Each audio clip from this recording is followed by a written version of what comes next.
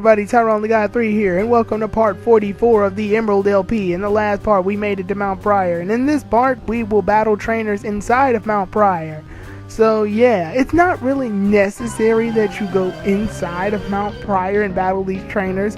If anything, this could be like a filler episode. The only reason I didn't classify it as one is because there's specific items and things you can get in here. I know there's a TM at the very end of this part that I end up teaching a Lylone, and my Pokemon end up like leveling up and stuff. So you know, I didn't want to take it out and have the viewers be completely confused as to why my Pokemon are at different levels after this part than it would have been if I classified this as filler. Because like I said, you don't really have to watch my filler videos.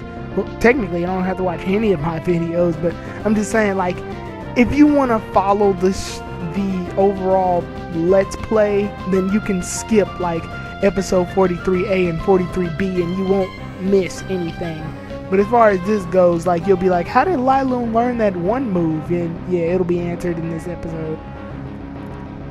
Because the true plot to what we have to do is outside of Mount Pyre. Like, the outside of Mount Pyre to the very top of the mountain is where most of the plot related things are. This part more or less is just like the trainer challenges you can get inside if you want to grind your Pokemon up a couple of levels, and if you want to, like, you know, if you want to catch some Shuppet, because this place has Shuppet, and I think it also has Duskull too. Correct me if I'm wrong, but I think it has Duskull. But yeah, we see this fighting trainer here. He's got a Hariyama, and it knows Whirlwind. I have no idea why it knows Whirlwind, but it knows Whirlwind. And it uses oh no, it uses Fake Out, but it uses Whirlwind afterwards, I think. Yeah, because this Aerial Ace is strong, but it's not enough to bring Hariyama down because of all that health. So he ends up using Whirlwind on Pelakil and brings out Lyron, my Iron Sides, and I'm like, ugh. So I try to bring Pelakil back out, only for it to get Whirlwinded again. Like, he was planning on me bringing Pelakil back out again, so he uses Whirlwind, and then Trizzard comes out of the field, so I just go ahead and go with it and use Screech, you know, to bring his defenses down. I figure this won't hurt anything, but he ends up using Vital Throw, and it does a lot of damage on Trizzard, so I don't want to keep it. I don't want to keep Trizzard out here, so I just go ahead and use Pelakil again. With his defenses down, I'm sure this Aerial Ace will do a lot of damage, considering it's super effective. The Vital Throw won't do as much damage to Pelakil because Pelakil's part flying. And Pelakil needs this victory on Hariyama so he can level up to 33. So yeah. I'm not going to commentate over every battle. I'll tell you when I do a speed through of something. Yeah, because I'm going to try to do a speed through, because this video is really long, so I need to edit. And yeah, this is where Pelakil can potentially learn Stockpile and Swallow. But I decided not to teach Pelakil either of these moves because, you know, yeah, while it hit Stockpile, Swallow, and Spit Up are good moves for Pelakil to learn, I don't teach Pelakil them because I need Pelakil to have a large variety of moves.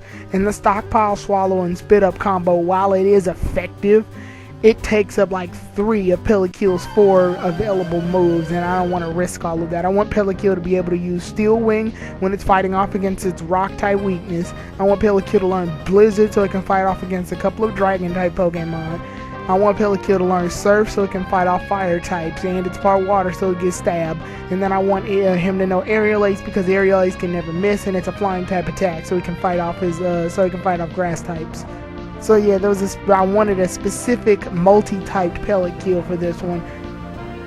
And Stockpile, Spit Up, and Swallow are good moves, but they're all normal type attacks. So there's a risk to giving Pelakil all of those moves at once. Granted, they do increase Pelakil's defense, which is something to be grateful for, but overall it's not worth the sacrifice. Anyway, on screen, I think this is the first time we see Delcatty. I think. I'm not 100% on that. No, it's not, because I remember talking about that little yellow like symbol that's on Delcatty's head that never appears in any other generation of this game of Pokemon. Still confuses me. But yeah, we got Delcatty and Matrix on the game. And oh yeah, I almost forgot, Rock Slide hits both Pokemon instead of just one on the field. So that's pretty cool to look at. This was during the range of when, since 2-on-2 battles were so, this was during the generation where since 2-on-2 battles were so popular, there's several moves that you probably didn't know hits 2 opponents, but or only hits 1. Moves like Earthquake hit all of the Pokemon on the field except the one doing the Earthquake. So when you use Earthquake, you have to be wise about it. You have to make sure you have like a flying type Pokemon on the field so it won't get affected by the Earthquake. And this was also back when Surf hit both Pokemon. It didn't just hit one. So it didn't just hit it hit the 2 opponent Pokemon. But in newer generations like Generation 4 and 5, Surf hits not only the opponents, but it also hits the partner too, which is very terrible. Because it makes you less willing to use Surf, but then it also makes Surf seem like a more balanced move as far as the 2-on-2 metagame. This guy's warning you about holes that you can fall through. It's not that bad if you know where the items are, which hole it'll fall into. But yeah, she's cherishing her dead Skitty. Feel sorry for that. So I challenged this Lass, I think, to a battle or whatever her name is. Oh, it's a psychic chick. She just has the Lass's outer thing, whatever. And she sends out a Wobbuffet, and I cannot stand... Wobbuffet makes me so nervous when I battle it because Wobbuffet is a monster. It's even placed in the Uber tiers. This thing is a straight up monster. Wobbuffet scares me because when Wobbuffet battles, its health is tremendously high and it can use Mirror Coat, counter, basically it bounces back your attack. So yeah, Wobbuffet is the epitome of fear for me as far as this game goes. The other Pokemon I fear the most is, in this game in particular, is Milotic. Milotic scares the ever-living crap out of me. Because every time I battle Milotic, I'm doomed. See right there? I use Leaf Blade on Wobbuffet. And Wobbuffet used counter. Fortunately, in this game, grass-type attacks are special, not physical.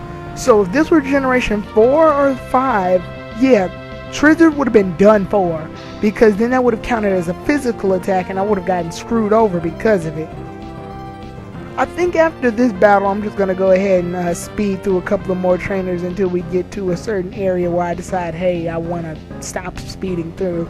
Because more or less the trainers don't use any other Pokemon that I think are interesting, and I'm pretty much done commentating for this moment. I don't have anything real important to say other than what's on screen at the time. But yeah, as of right now, yeah, I do a nice slash on Nighttooth and get ready to fight Kadabra. I'm not fearing Kadabra at all because Kadabra's not physical whatsoever. But I end up using Sword Dance anyway, just to be on the safe side. No, I end up using Substitute, and the Substitute ends up taking the damage, I think.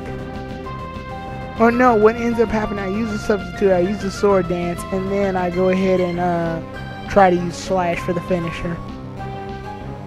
Because Kadabra for some reason uses Reflect, which ups his defense, and I get mad at that, but there's nothing I can really do about it.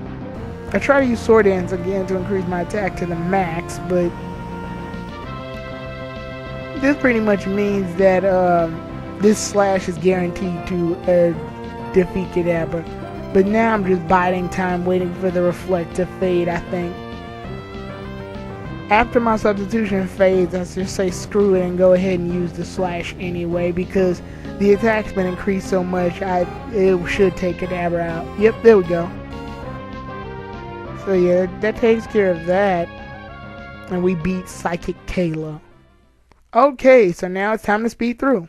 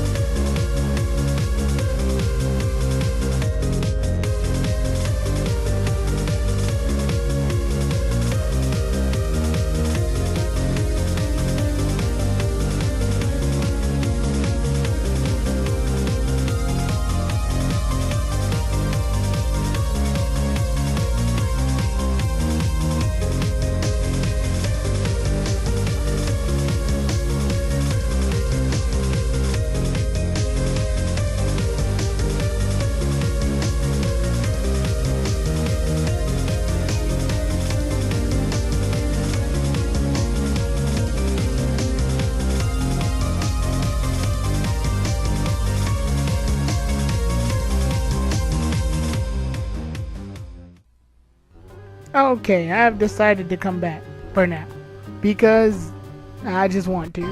And now that I've come back, I'm going to battle this guy right here. I decided to just take a quick break from commentating. I didn't really have much else to say, and then when I come back, we're fighting another Hariyama. This time, just one level stronger. I don't know why I'm using Zagzagoon to fight Hariyama, knowing that this thing is fighting type and can kill me with any of its attacks. But I digress. He ends up using Whirlwind on me, which is actually, I'm pretty thankful for that. The Thunderbolt wasn't doing any damage, and if that thing had used Vital Throw, it would have been a done deal. So I go ahead and just use Overheat on Hariyama. But it ends up not doing the damage that I hoped it would do. He ends up using Vital Throw on Volcammo, and I think that Volcammo's part rock, but it doesn't end up killing it, so I'm assuming that Volcammo must be part ground if that's the case. So it's fire/ground type Pokemon. But regardless of such, that takes care of the Karate Master. He says, please forgive me, but I don't believe that he deserves forgiveness. I'm just kidding. But overall, Volcammo seeming to level up the most around here. And we're coming up to the last part. I wanted these two to look at me at the exact same time. They were both doing this little like synchronized looking everywhere animation or whatever. But anyway, I end up battling the Psychic and the Hex. And I use Sableye and Wobbuffet. Good God. One Pokemon has no weakness, and one Pokemon's like the destroyer of all things holy. So yeah, my strategy here is to kill Sableye first. But I end up trying to use Headbutt on Sableye with my dumb ass. I forgot that it wouldn't even have affected Sableye. He's part ghost. I completely make that mistake, and I end up using Surf, and yeah, I'm about to bite the big one because he just used Mirror Code. Pelakil is dead. See? Fucking Wobbuffet, man. That thing scares the ever-living shit out of me. So my strategy here now is to go ahead and take out Sableye with a Thunderbolt. And then I just use Screech on Wobbuffet like I did the last Wobbuffet, hoping to lower its defense so much to where any attack I do can just automatically kill Wobbuffet instead of Wobbuffet screwing me over 5 times to Sunday. So he ends up using Feint Attack. Feint Attack's not going to do that much damage to me. I'm not worried about that. And the only good thing about Wobbuffet, the only thing that I'm so happy about Wobbuffet can only really learn Mirror Coat, Magic Coat, Counter, Safeguard, and like one other move, I think. And it can't use, Wobbuffet can't use any other moves besides those. So thankfully, yeah, Wobbuffet can only do as much damage as you do to it if it uses the right move. So thankfully, Wobbuffet isn't too much of a threat. It's just, you know, still the scariest Pokemon I've ever faced. Ugh. Well, at least we take out Sableye, and that's good. So now we can just go ahead and keep, since I kept using Screech, I'm going to go ahead and take Wobbuffet out with the Strength right here. Zagzagoon has the same type of attack bonus. It'll end up using Strength, and it'll knock out the Wobbuffet, or at least it should. And just to be safe, I go ahead and use Quick Attack on it too. See, look at that. Even though I've lowered its defenses like 3 times using Screech, I used Quick Attack and it still just did like less than half to Wobbuffet. Wobbuffet has insane amount of health. Jesus Christ. So it took that same type of attack bonus Strength in order to bring it down. That thing is a monster. But anyway, we go to here, and this is pretty much the end of the area. We get TM30, Shadow Ball. A really nice ghost type attack move that lowers the special defense of an opponent Pokemon, which is really nice. In 3rd gen though, it's weird because ghost type Pokemon count as physical instead of special. So if I lower their special defense, it doesn't do me any good as far as attacking wise. But regardless of such, I picked the wrong hole, so I'm not able to get that item, but I'm all good with it.